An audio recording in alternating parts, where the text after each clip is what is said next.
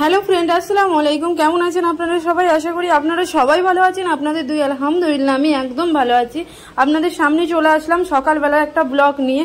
তো ছোটোখাটো blog shoot করেছি, শুধু সকালের মর্নিং রুটিন যেটা হয় না ওটা জাস্ট শ্যুট করেছি। বাকি সারাদিনের মানে ইয়েটা শ্যুট করি না, ব্লগটা শ্যুট করি না, সেটাই আপনাদের সঙ্গে আজকে শেয়ার করে দিলাম। কেননা দুদিন হবে আমি ভিডিও দিচ্ছি না, তাই জন্য আরই। তারপরে দেখেন এই যে চিংড়ি মাছটা বস এইবারকে নিয়ে আসলো না, বড় মাছ আর কয়েক পিস চিংড়ি মাছ, ওই সেটাই রান্না করছি আর ডাল করছি। আজকে তেমন বিশেষ কিছু করছি না, আর অনেক লেট হয়ে গেছে। আপনারা সবাই এইটা যখনই মর্নিং ব্লগ শ্যুট করি আপনারা সবাই শুনেন, সত্যি অনেকটা আজকে ভীষণ পরিমাণে লেট হয়ে গেছে। যাদের বরেরা সকালবেলা ডিউটি যায়, তো যাদের বউদেরকে এরকম খাবার তৈরি করে দিতে হয় না, তারাই জানে কতটা চাপের একটা কাজ। তাও এই চাপের কাজটা করতেও ভালো লাগে সকালবেলা উঠে রান্না টান্না করতে।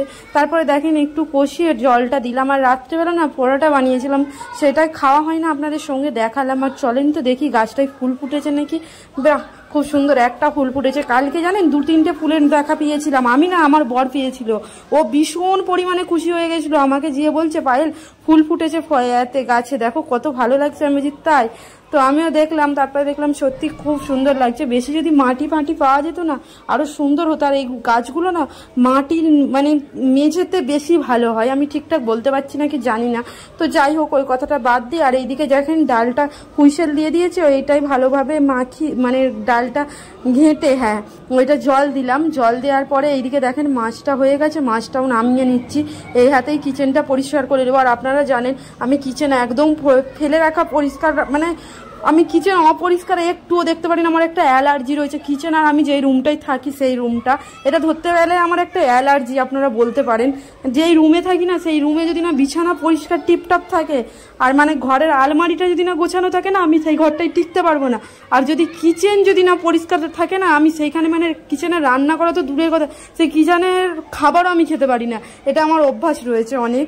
তো তাই জন্যই দেখেন রান্না টান্না সেরে নেওয়ার পরে যতটুকুই এটো পড়েছে অতটুকুই মেজে আরেক নিচ্ছি।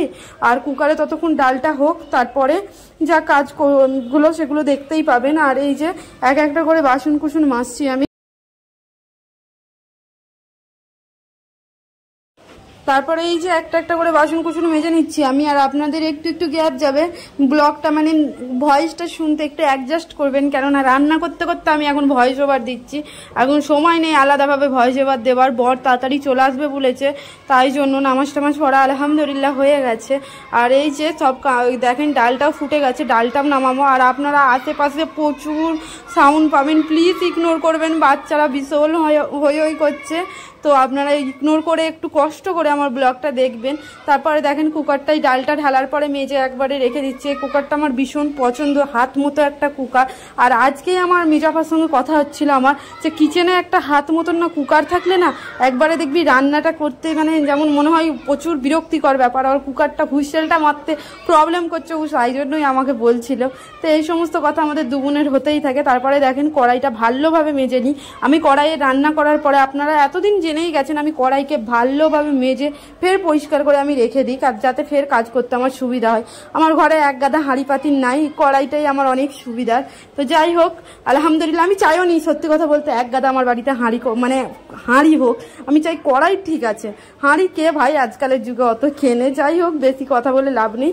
তারপরে দেখেন এই যে মাছটা রেখেছিলাম, তো ওই ছোটো কৌটোটাই মাছ রাখার আমার, মানে শুধু চিংড়ি মাছ ছোটো চুনোচানা মাছ তো আমার বাড়িতে আসেই না, সেইগুলোই ছোটো কৌটোটাই রাখি, ওইটাই মেজে নিচ্ছিলাম আজকে বার করে। তারপরে দেখেন কড়াইটা আপনাদেরকে দেখিয়ে দিলাম কতটা পরিষ্কার করেছি এটাই।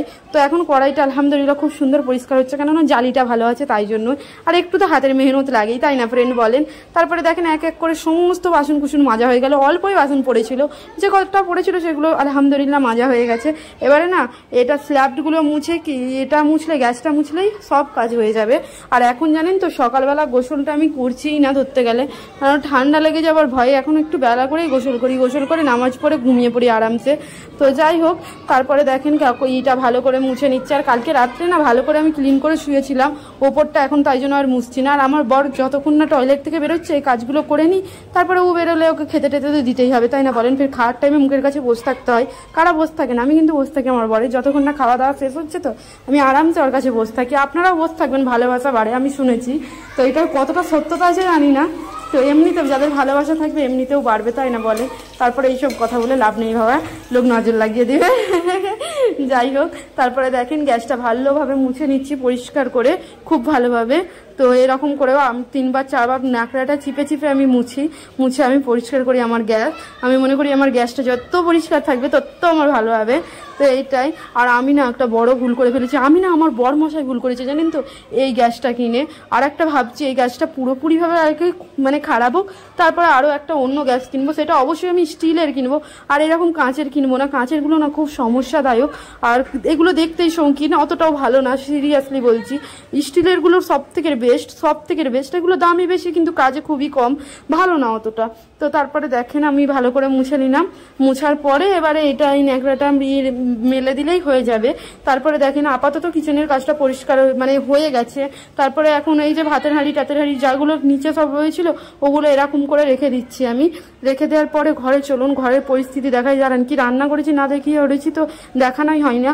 আর এখনো বিছান তোলা হয় না, বুঝতে পারছেন, আর জানলাও খোলা হয় না। আমি সকালবেলার দিকে না একটু জানলাটা খুলে দিই, আর তার আগে দেখিয়ে দিই এই যে ডাল রান্না করেছি, ভাতটা ঠান্ডা হতে দিয়েছি। আর এই যে আমার চিংড়ি মাছটা রান্নাটা খুব সুন্দর হয়েছিল, খেতে কিন্তু অসাধারণ লাগছিল। এই দুটোর কম্বিনেশন জানেন অনেক অনেক অনেক সুন্দর লাগছিল, আপনারা খেয়ে দেখবেন। আর এখন আমি ভোরে ভোরে বেশি বেশি করে কাঁচামরিচ দিচ্ছি তরকারিতে, খেতে অনেক ভালো লাগে বলে, তাই জন্য। তারপরে আমি বিছানাটা তুলবো বলে আমি ঠিক করছিলাম। আর তারপরে বর অনেকটা আমার ক্যামেরা ধরে দেওয়ার চেষ্টা করছিল, ও গোসল করে এই মাত্র এসছে, তাও ও অনেক চেষ্টা করে আমার ক্যামেরা ধরে দেওয়ার। তারপরে দেখেন ওগুলো সব নামিয়ে রেখে তারপরে কাঁথা বালিশ এগুলো সব তুলে নিচ্ছি। আর এই কদিন ভীষণ পরিমাণে গরমটা পড়েছে না, বৃষ্টিটা হয় না বলে কদিন ভীষণ পরিমাণে গরমটা অত্যাধিক পড়ে গেছে। তো যাই হোক, আমাদেরকে তো চলতেই হবে গরমের মধ্যেও। বর্ষাটা ছিল, সবার কথা অভিযোগ হচ্ছিল বলেন তো এই গরমটা সহ্য করতে পারছেন। আমার কিন্তু বর্ষাকাল না অত্যন্ত একটা প্রিয় কাল জানেন তো। আর আপনাদেরকে একটা মানে কথা আমি বলে দিচ্ছি, গোপন কথা, সেটা হচ্ছে কি বলেন তো, এই সেপ্টেম্বর মাসেই না আমার বার্থডে রয়েছে, ঠিক আছে? আগে থেকে একটু উইশ করে দেবেন প্লিজ। জাস্ট আমি মজা করলাম। তো আগের মতন আর না সেই আনন্দটা নেই যে বার্থডে আসবে গোটা ঘর মাথায় করবো। আগে বাপের বাড়িতে যখন থাকতাম হতো, এখন আর না এগুলো। তো যাই হোক, বর বলছিল যে কেকটা আনবে, আমি বলি ভুল করেও না, এগুলো পালন করতে নাই, একদমই নাই, আর আপনারাও করবেন না।